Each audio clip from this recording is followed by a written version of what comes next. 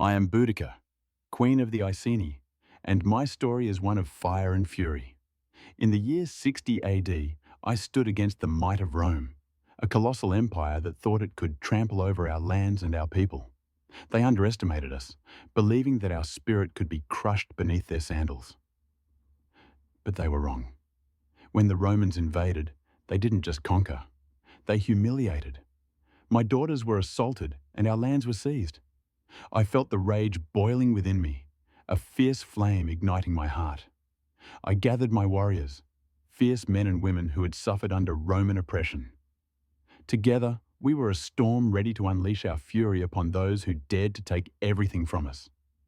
We marched towards Londinium, the heart of Roman Britain.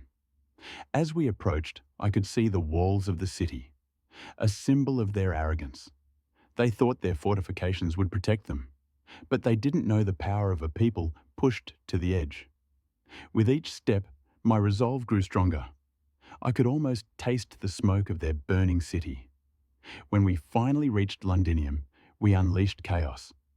The flames danced in the night sky as we set fire to their buildings, watching as the city that represented their dominance crumbled to ashes. It was a sight to behold, Roman soldiers, once so confident, now fleeing in terror.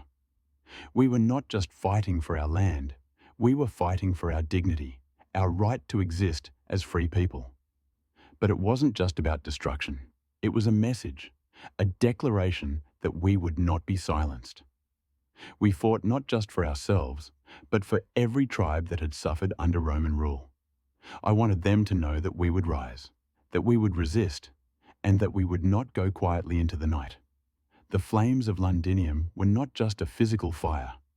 They were a spark, igniting the spirit of resistance across Britain. My revolt may have been met with brutal retaliation, but it shook the very foundations of Roman power.